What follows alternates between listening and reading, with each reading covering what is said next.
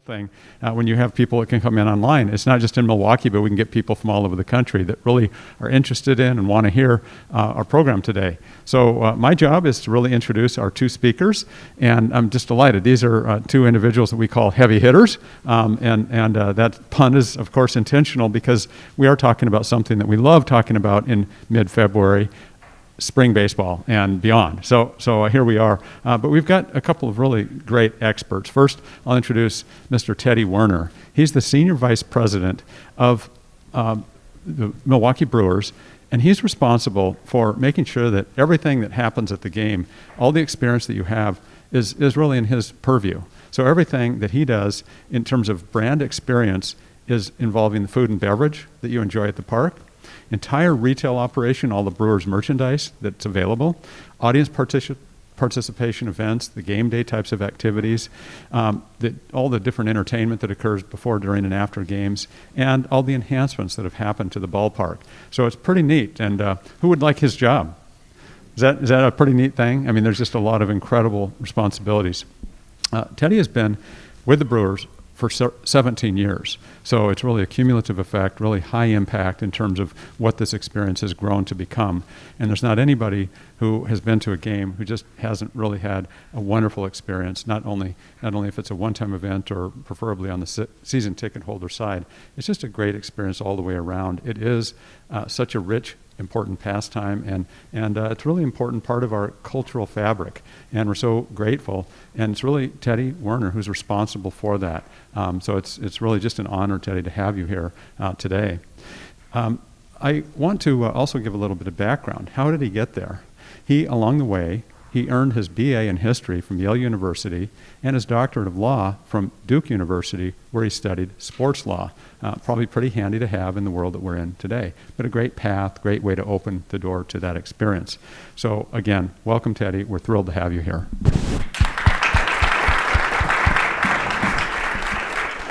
Now, when we talk about baseball, we're going to have a history professor, and you might think, well, history professor, how does that fit? Let me give a little background on Neal Pease. Dr. Neal Pease is a professor emeritus today, and he did study history in a lot of different areas.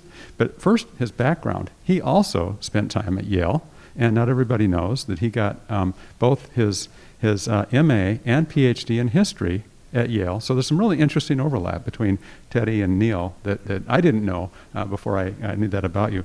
Neal also had studied and received his undergrad and a master's also in history at University of Kansas. So he's got the credentials, shall we say, to really know everything about history. What's really interesting about Neal's work, though, and why we've been so honored to have him, and he's really been an important part of our campus for many years, is that he is specialized in Polish history, and he's focused on really 4 different areas. One is the role of the Catholic Church in Poland. He's looked at the Jewish revival and related areas to that.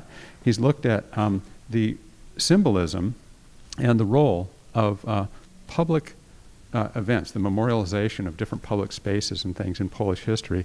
And I think if we look at what's going on in the world today, it's critically important for us to understand Eastern Europe and understand the role of history. And Neal has just been incredible, and I encourage you to take a look at his website and the books and articles that he's published. Really important. But he's also specialized in baseball. And he is a historian, and he's taught for many years the history of baseball. So we couldn't think of a better person to moderate our panel today with Mr. Werner than Dr. Pease. With that, why don't you both come on up and take it away.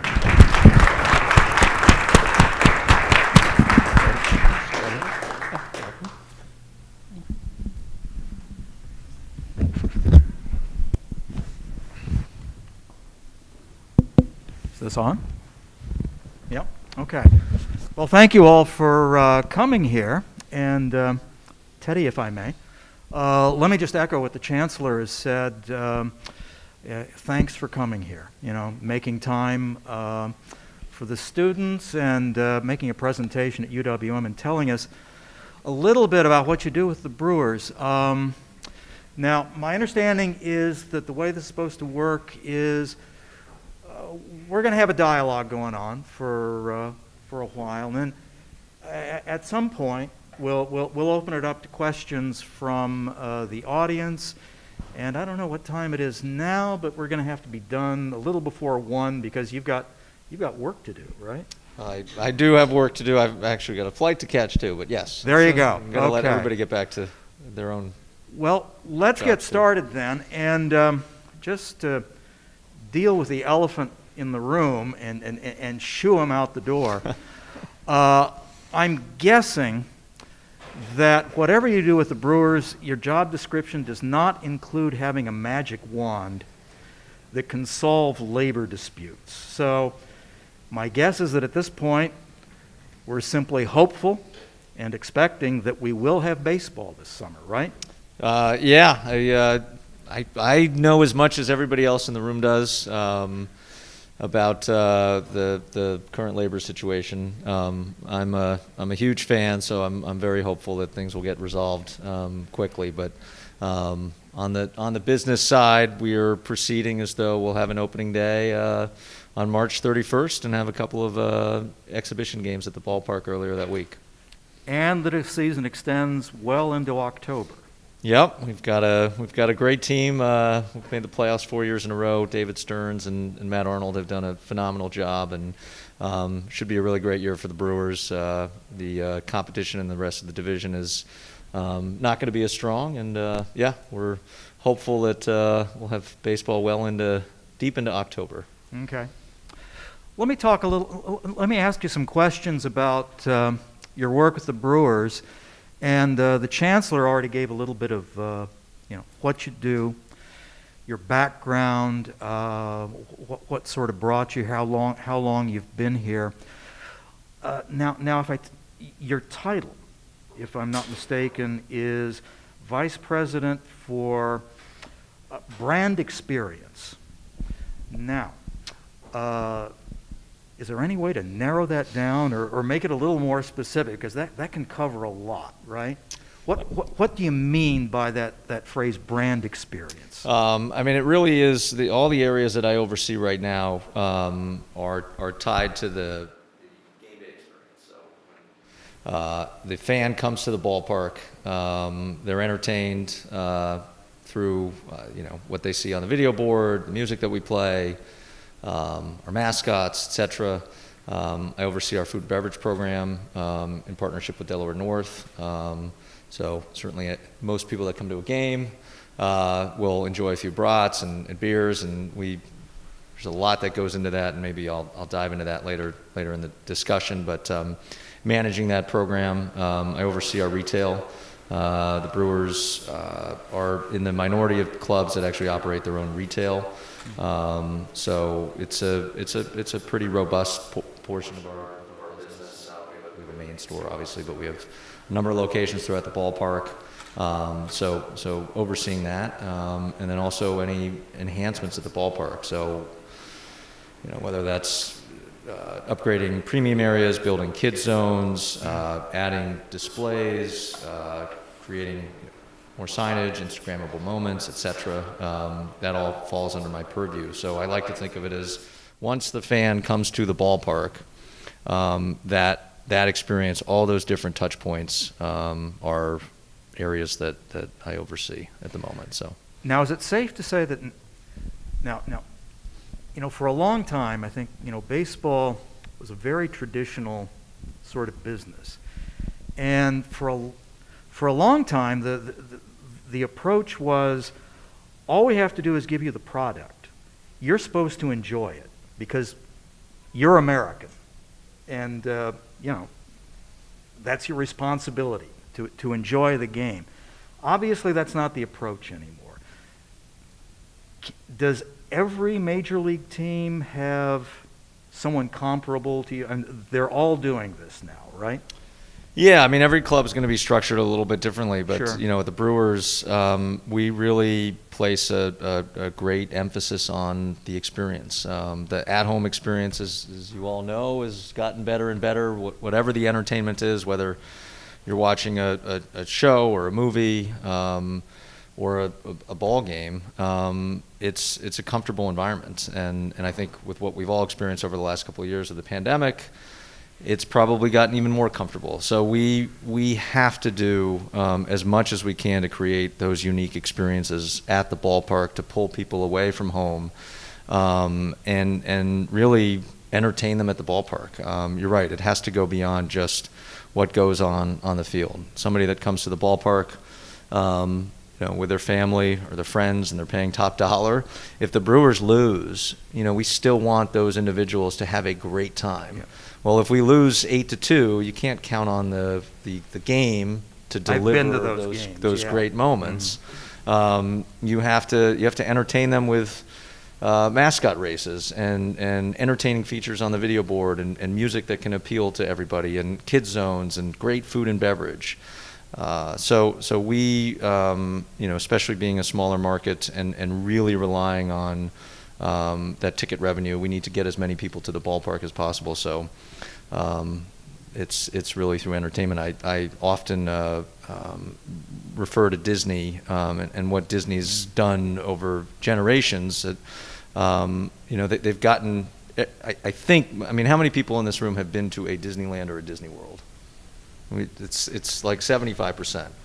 And my guess is you probably went back because you had such a great experience that first time. And that's what we really endeavor to do with the Brewers is treat every game as though there are thousands of people at the ballpark that are there for the first time. And what are we going to do to get them to come back? That's an interesting point that I hadn't really thought of. I kind of knew it, but again, going back to the idea that for a long time baseball sort of operated in its own little world, but you're hinting, well, more than hinting, that baseball's had to take cues from other entertainment avenues and industries to try to, jazz up the product and bring it into the contemporary world. Yep. I personally, I think the NBA does a really good job of that, and it's a fine line because our we recognize that the baseball fan has different characteristics than the average NBA fan, and has different characteristics than the average NFL fan. I mean, there are nuances to these sports that we can't create an NBA environment at a ballpark. We'll alienate a number of our fans, and it's just the way our game is set up.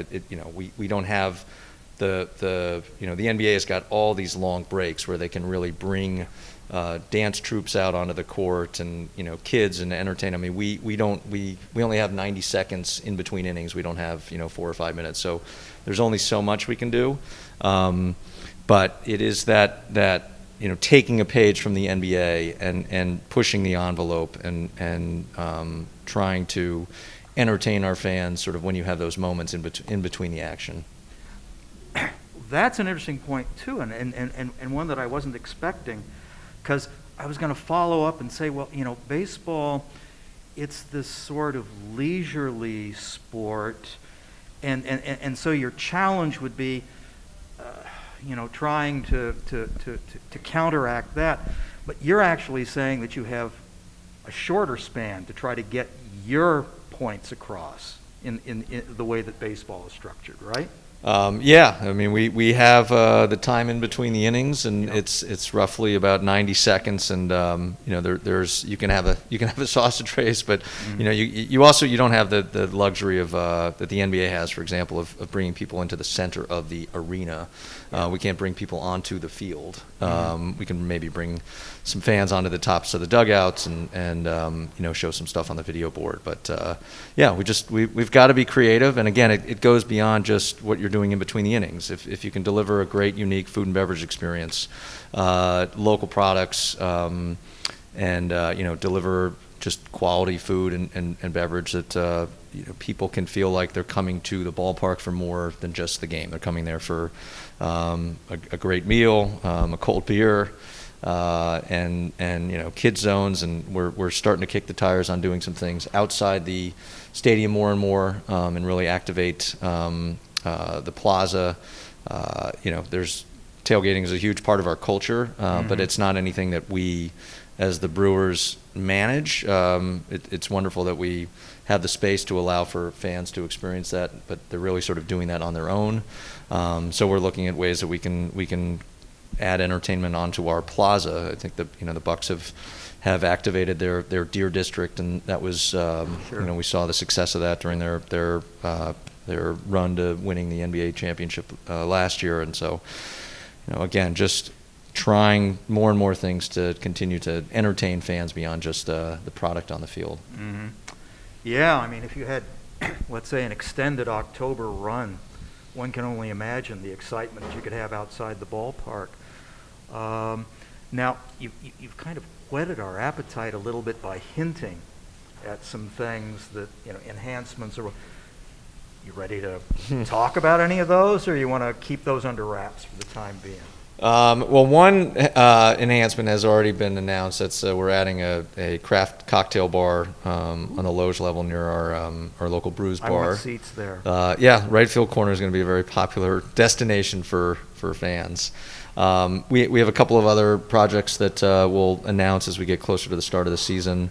I will say that on the food front, I referenced leaning into local, and we're gonna get back to having. I mean, we've got great local products in Molson Coors beverages and Johnsonville sausages and Milwaukee MKE pretzels, but we are going to do more and more with a local partner here for this upcoming season that we're excited about. And then long term, I mean, there was a lot that we had to sort of put on pause because of the pandemic. There's the restaurant out in left field that used to be a Fridays. It's been branded as the restaurant to be named later. That was done intentionally in the fall of 19. Before the pandemic, we had plans to actually announce something. Shortly thereafter, we had to push pause on that. So there is still a name that is forthcoming, but that will likely be for the 2023 season. And again, there are other things in the works. We really, it's incredibly important to keep our ballpark fresh. I think we've done a fantastic job. Many people that come to American Family Field are shocked that it's over 20 years old, but that's been a important thing to ownership to continue to sort of reinvest in the ballpark, and we view it as it's a real jewel of this community. It's a civic asset that, as I know Mark Atanasio would say this as our owner, and everybody in the front office feels this way, that we're caretakers of it, and we have to do everything we can to keep it clean and fresh, and continue to modernize it. I'm sure everybody in this room has been in facilities that have sort of fallen into disrepair, and you got to be very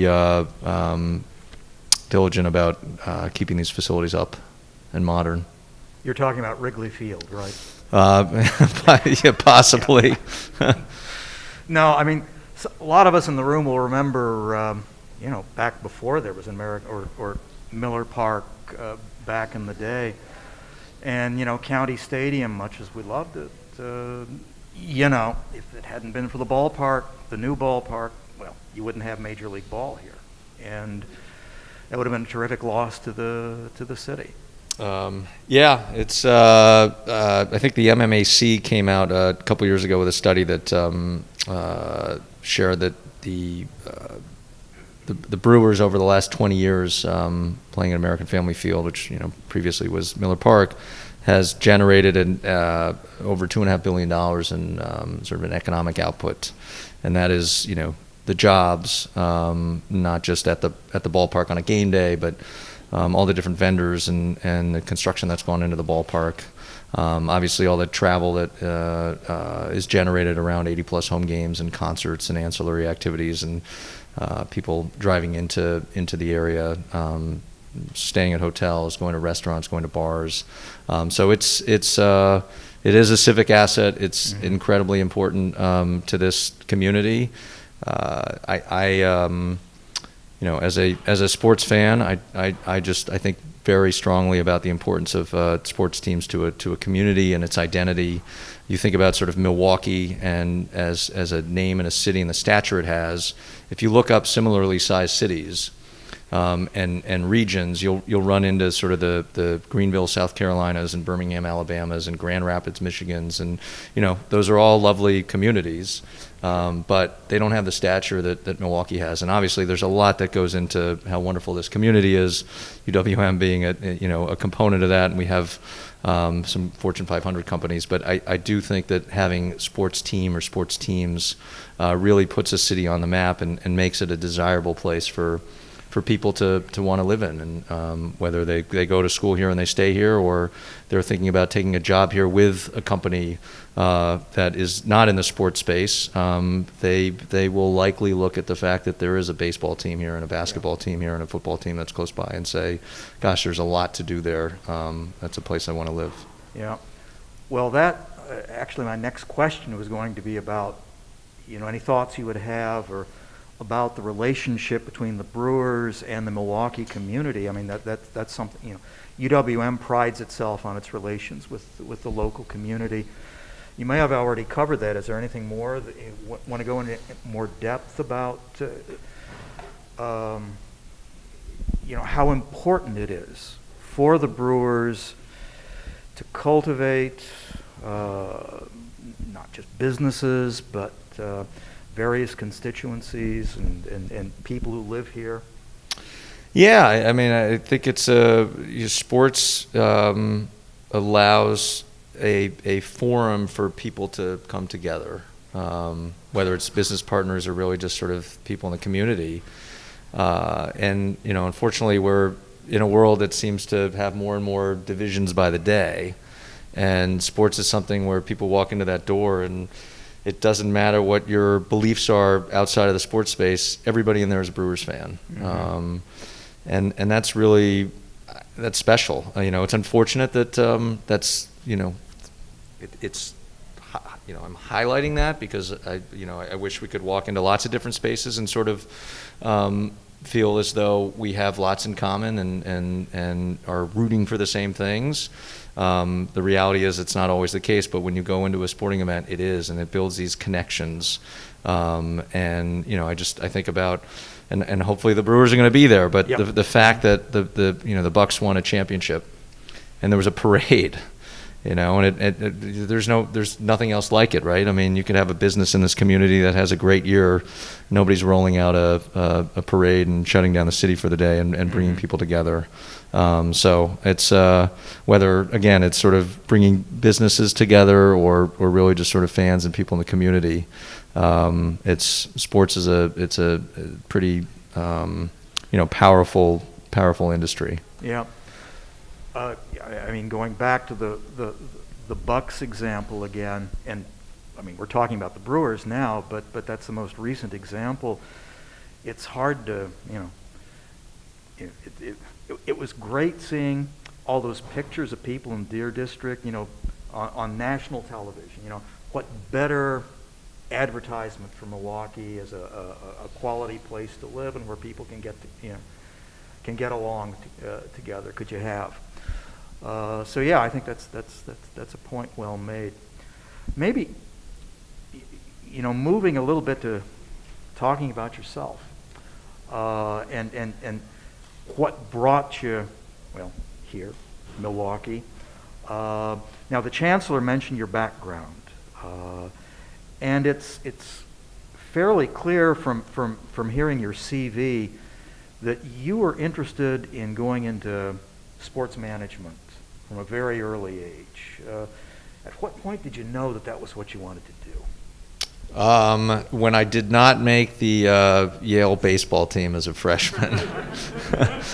For a long time, I thought I was going to be a player, but it was a sudden realization my first week as a freshman that was not going to be the case. I topped out at Little League a year ahead of me. Yeah. What position did you play? Second base. Oh, yeah. Mm-hmm. So yeah, I've always loved sports, and I think it's incredibly important, whatever your interests are, that you identify what those passions are and you figure out a way to make a living around it. I mean, there's a zillion things you can do, but as an adult, or sort of as you get out of school, you realize, gosh, I'm going to spend 60 hours of my week, 70 hours of my week dedicated to this job, this profession, sometimes even more hours in a week. And it's so important to enjoy what you're doing because you want to be happy during those 70 hours. You want to wake up every day really looking forward to what it is that you're going to do. So I mean, look, I think I figured out long before that first week of college that I wasn't going to be a professional baseball player. And so it was always in the back of my mind that I wanted to stay connected to sports somehow. And so when, I didn't play baseball in college, I did some writing for the Yale Daily News and covered the sports teams. I was a play-by-play announcer for the hockey team. We had a radio show a couple times a week, sort of a pre-podcast era.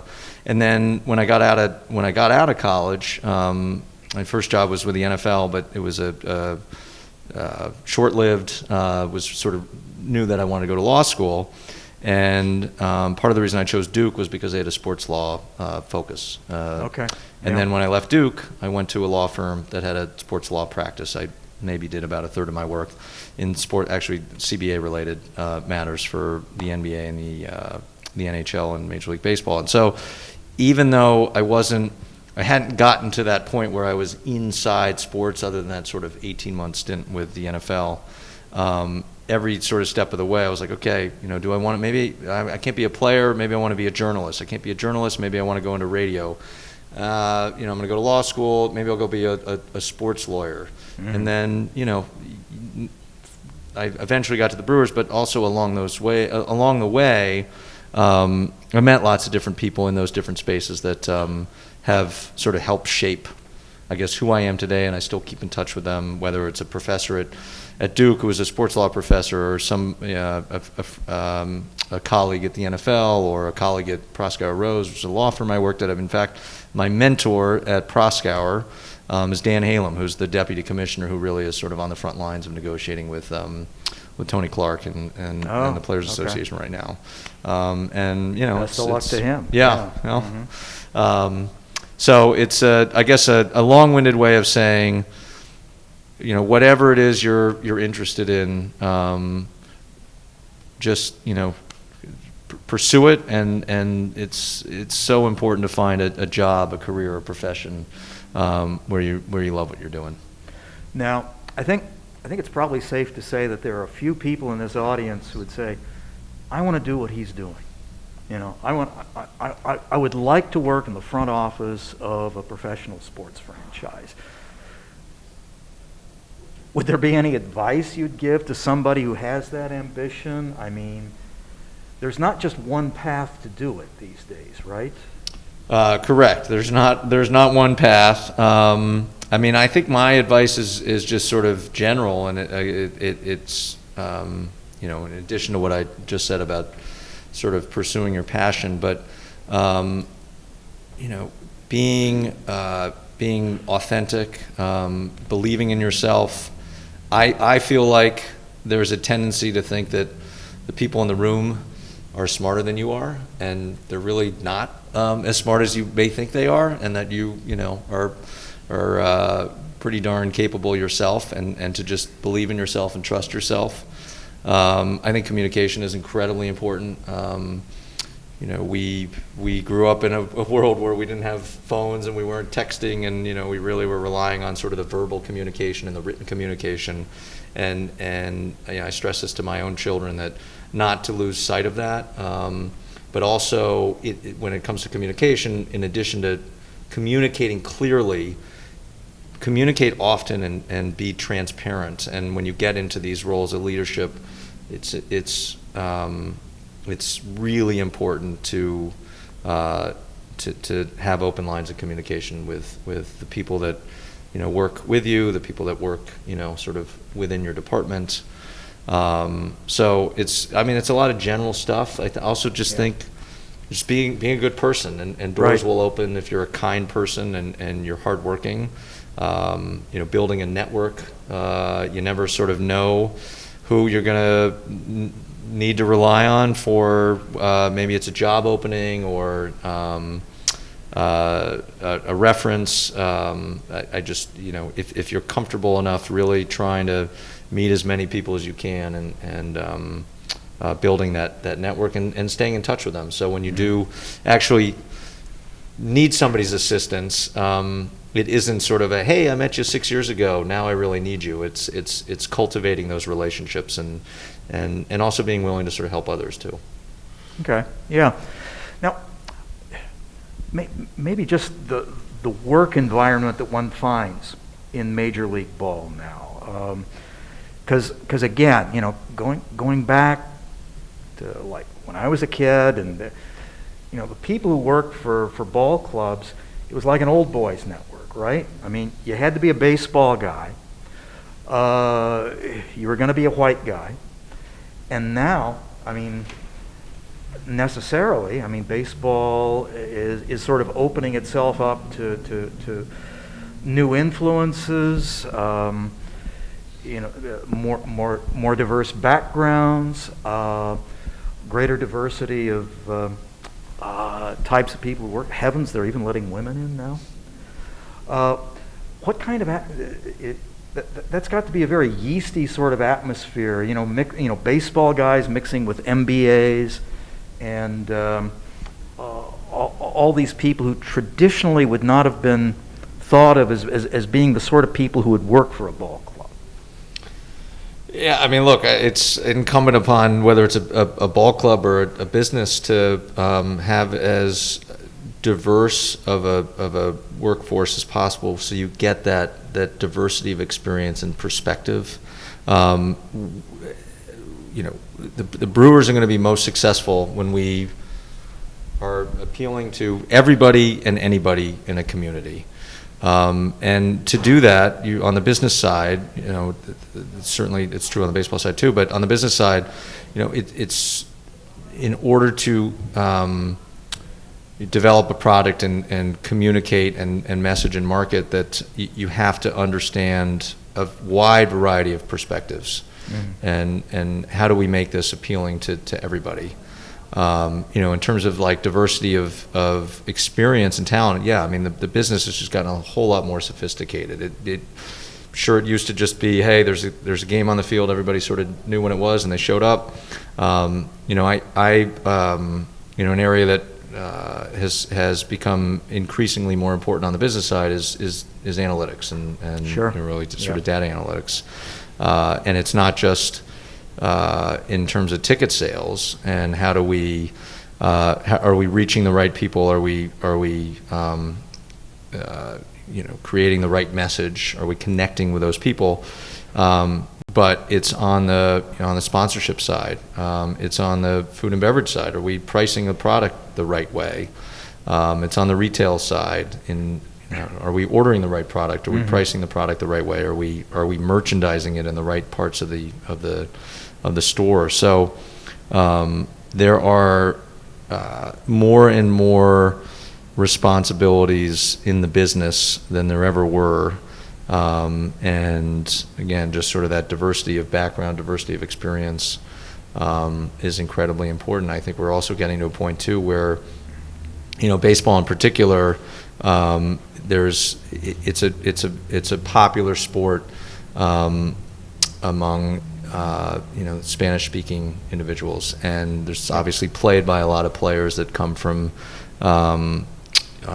you know, the Dominican Republic and parts of South America and speak Spanish as a first language, and that's an important skill set for somebody that works in baseball. Yeah. Certainly on the baseball side, and then more so on the business side is you know, we want to be able to communicate with the players and help. You know, they have to be a big part of our marketing. And then also, you know, communicate with you know, cultures where Spanish is the dominant language. Mm-hmm. How are we doing on time, Abby? You're at 12:34. Okay.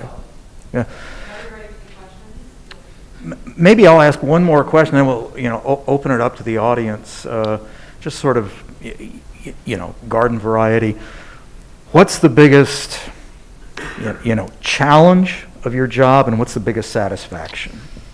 Well, the biggest challenge sort of be twofold. One is just the uncertainty of it all. Certainly when I oversaw marketing for 5-6 years, and you had this plan in place with a focus on certain players, and they wound up not performing the way you wanted them to perform, and you would have to pivot.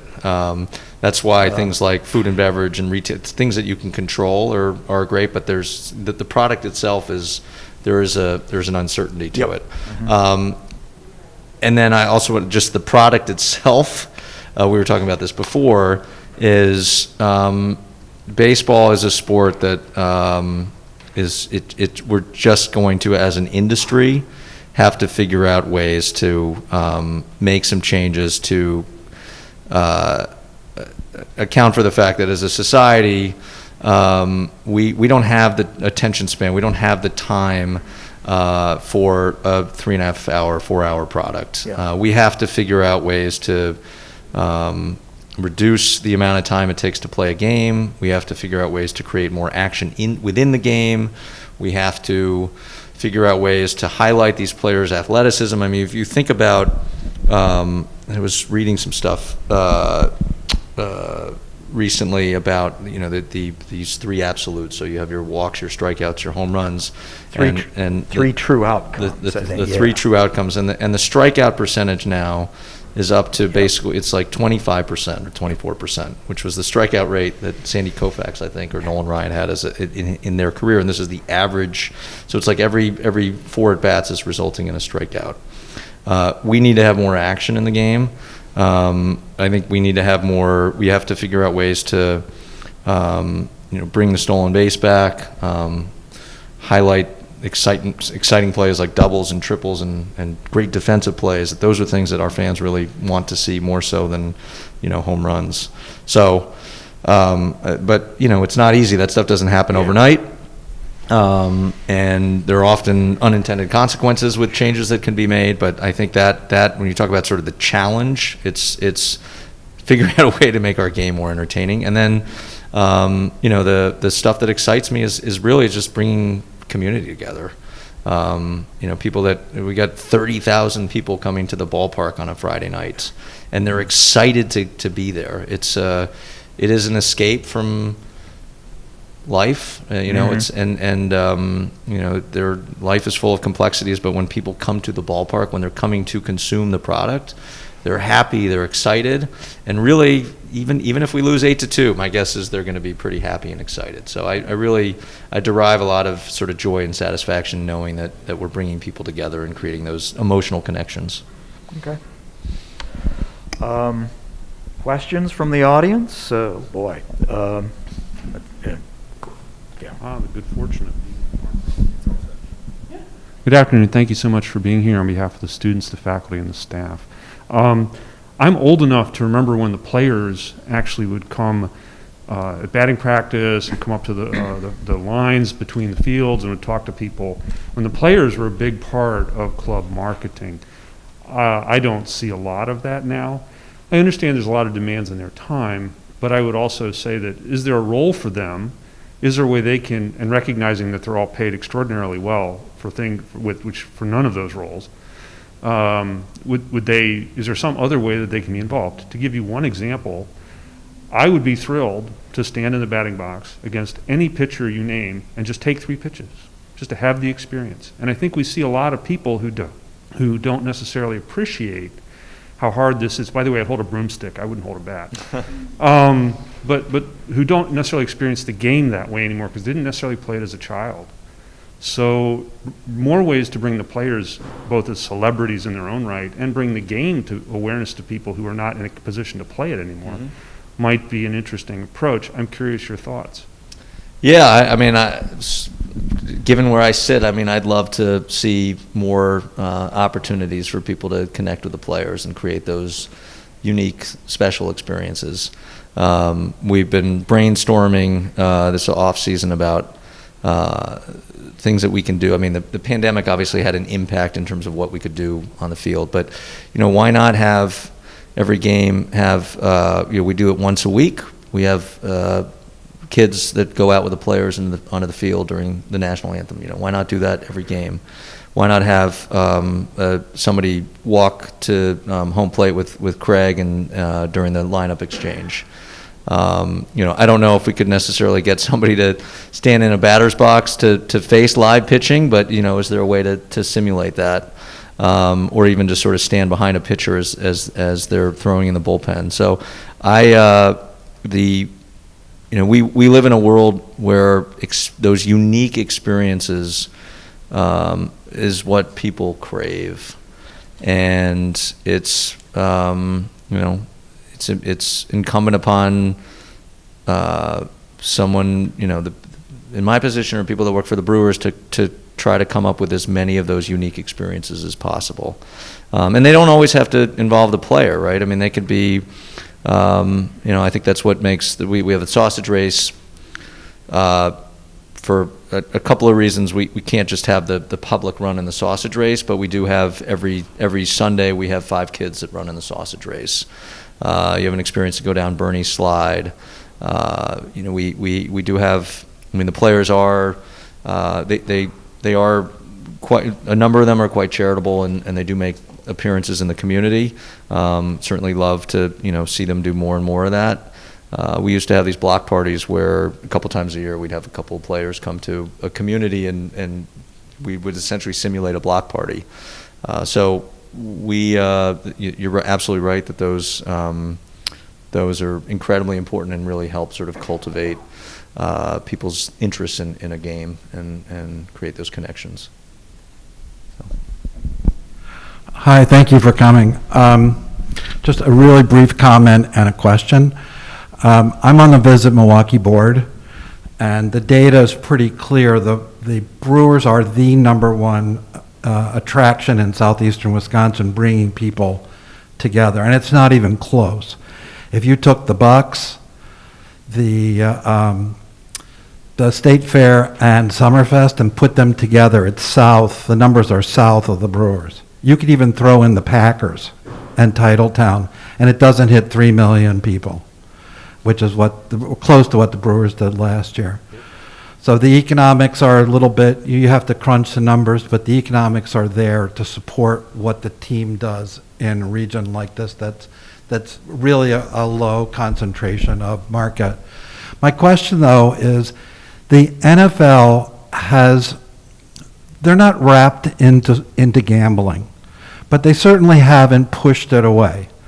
And it seems to me between FanDuel and Las Vegas as now has an NFL franchise, that the relationship between institutionalized gambling and the NFL is pretty close. You don't see that much in Major League Baseball, but it's got to be a concern and it has to be a question. Maybe it's more of a over lunch kind of a discussion between you guys. But is there any concern in the front office that gambling and Major League Baseball are getting too cozy or getting cozy at all?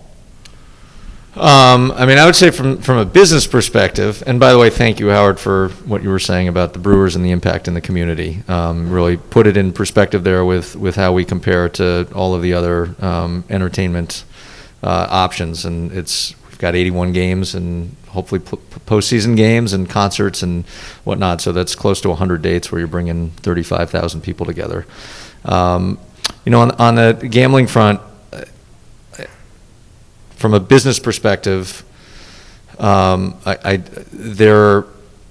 look at it as an opportunity, as a way to bring in, again, sort of expand your fan base, expand the people that are interested in the sport. I trust the people that are going to regulate it and ensure that it doesn't compromise the integrity of the game. I think with the NFL, it's my personal opinion. I think gambling's been a little bit more sort of ingrained in that sport because it lends itself a little bit more to it, just the pace of the game. And the way fantasy football works certainly contributes to that. I do think that baseball, on one hand, it has, if you think about, it's probably 280 to 300 pitches a game. I mean, you could argue there's sort of 300 different moments in which you could say, okay, I think this is going to happen. I think that's going to happen. But I, as an industry, I think we have to embrace that as an opportunity and not run from it, and realize it's another opportunity for revenue and to generate more interest in the sport. But we have to ensure that it doesn't, to the extent that gambling around baseball becomes more popular, we have to ensure it doesn't, the integrity of the sport isn't undermined.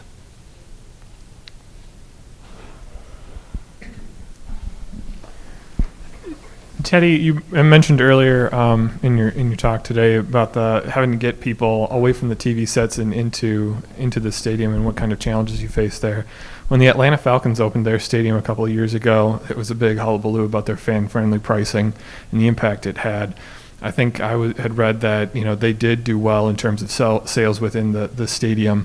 I'm kind of curious. I'm sure you've gotten this question a lot, but I've never had the opportunity to hear from somebody with your kinds of perspectives on how feasible that would be for an existing stadium and club to be able to institute those kinds of things, and then to educate people like me on what are the trade-offs then if you are able to implement something like that. What are we going to sacrifice in order to get those things into a stadium? Yep.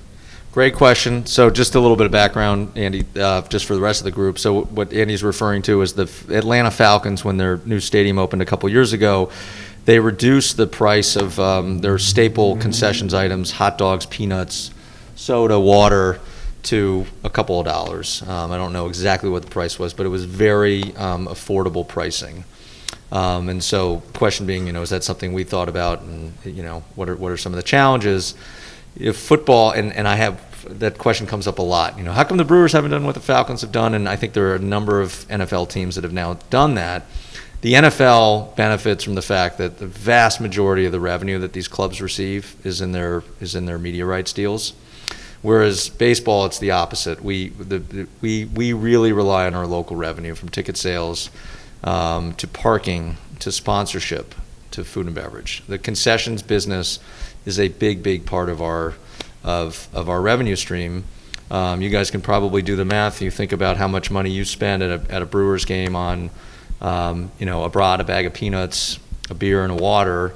It's close to $25. You multiply that out over 3 million fans. We have a partnership with our concessionaire, but it's a significant amount of money. For the Falcons, they have 8 home games. It really was a marketing stunt. They don't really rely on their concessions revenue, and something that was never sort of brought to light when that story is shared and discussed is they did not change their premium pricing. So if you sat in a suite or you're on the club level, and that in the NFL environment is a pretty hefty portion of their game day concessions revenue. They didn't change the prices on that. So, we've thought about it, but at the end of the day, if we're charging less on our our beers and our waters and our brats, it's less revenue to spend on our players. And I think at the end of the day, what people really want is they want a world championship team on the field. We have to be careful that we're not. It's incredibly important that we deliver that the value proposition is there. We deliver high quality item at a reasonable price. But yes, if you're not going to come to American Family Field and find a $2 beer, but it's stuff like that where you do teams. Whether you're in the NBA, the NFL, Major League Baseball, et cetera, you've got to be creative. We have talked about can we do some happy hour pricing in the first hour after gates open and really get people to come in early and not just have that first beverage, but if they're in earlier, it's more time to shop and it's more time for the family to sort of experience the ballpark atmosphere. So that's why it's so important to have a great data analytics group within an organization, because you can really sort of dive into that and study that and make sure that it's actually it's leading to incremental revenue. So, thanks for the question. So you've obviously been with the organization for a long time, and like frankly, right now it's a very good time to be a fan. Like our team is very good. So kind of like, how has your scope and like the difficulty of your role changed over the years when the team might not have been as good? Good question. I am a firm believer that when things are not going as well is when you really have to sort of double down on your, your marketing, what the experience at the ballpark, the enhancing the different attractions at the ballpark. So, there was a stretch of time between basically sort of 2000. We made the playoffs in 2011, and we made it again in 2018. There were some good teams in there, but there was certainly a stretch of time where the team was not as successful, and you have to, you've got to double down on your marketing. You've got to be more creative. That was a period where we did, some of these fun video pieces that gained a lot of traction. The Sandlot piece that we did at spring training, and we did a spoof on I think it was the, what do they call it, the Happy video, and getting those players, sort of going back to the first question, is really leaning on your players a little bit more to help sort of elevate the brand and build that story and get people to sort of want to be, that's the Brewers lifestyle. I want to be part of that, even if they're not winning on the, they're not winning every game on the field. They've got a fun group of players that I want to be associated with. So it is when things are going really well, you can certainly lean a little bit more on just the team performance to help move the needle. I find that when things are not going as well, in some regards, it's actually more exciting because I think you can be a little bit more creative and you can push the envelope a little bit more and think outside the box and get people to come for more than just wins on the field. Hi there. I'm over here. Oh. Just a couple quick questions about innovation in your position. What have been some maybe failed innovations that we haven't seen? What have been some successful innovations in your position? And is there any thoughts about using cryptocurrency and blockchain in your future? I'll answer the last one first. There haven't been any immediate thoughts, but those are the kinds of things that, certainly soon enough we're going to have to talk more and more about. And it's what is... It's one of the things that makes the industry so exciting, because there's always another opportunity around the corner for revenue generation and sort of growing the game. In terms of a failed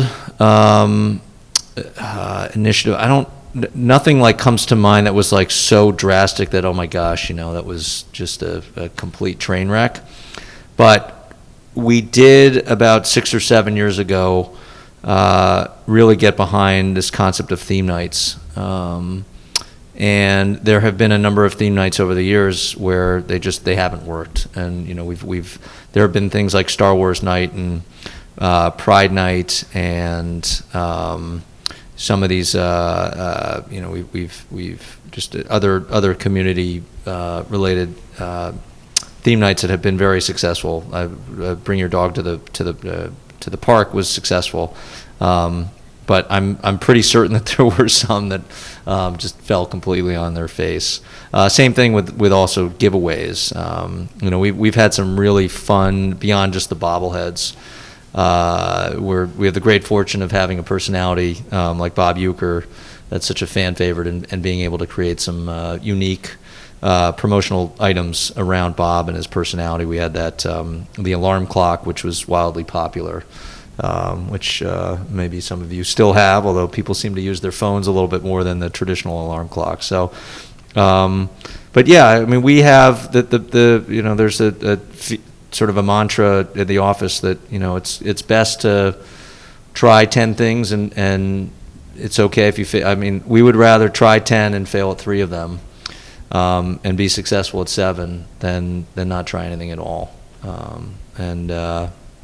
So it's probably be a better question to ask David Stearns and Matt Arnold about some of their successes and failures. They're a little bit more public than they are on the business side.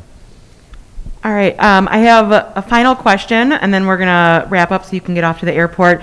This comes from online, so this is for the students in the room who are interested in maybe working in a front office for a major league team. What educational track do you recommend? Do you recommend going to law school? Do you recommend a master's in sports management? What do we see in the front office at the Brewers? Good question. There isn't really a specific path, and I'll try to look into the camera here since that's probably where the question is coming from. I think anything that has sort of a business background is great. The sports management is something that I think I've always found it to be a bit sort of too broad, and it doesn't necessarily get you to a spot within the industry any quicker. Certainly in our sport, if you speak Spanish and you're bilingual, it's going to really be a differentiator. And I would imagine we'll start seeing, you certainly see that in soccer or global football. I would imagine you start to see that in some of the other sports as well. And it doesn't have to be Spanish, but I think, there are other sports where if you're bilingual, it's really going to go a long way and help you connect with a broader fan base and players, et cetera. So I don't know. There isn't a magic formula to it. I think it gets back to some of the stuff I was saying earlier about just being dedicated and working hard, being a good communicator, being authentic, sort of building up this network. And you sort of never know when a door's going to open, and also just being willing to make sacrifices. It wasn't a huge sacrifice, but personally, I was living in New York, and my wife and I are from the West Coast, and this was a community that we just were not familiar with, and it was an incredible opportunity, and it was a personal sacrifice. Again, not anything that was drastic, but just be willing to sort of broaden your horizons and try things that are maybe a little bit out of the ordinary. You never know. Again, it goes back to sort of, you try 10 things and you succeed at 7 of them, it's better than not trying at all. So, All right, thank that you, ends everyone. our conversation. Thank you so much, Teddy. We'll get you off to the airport, so thanks.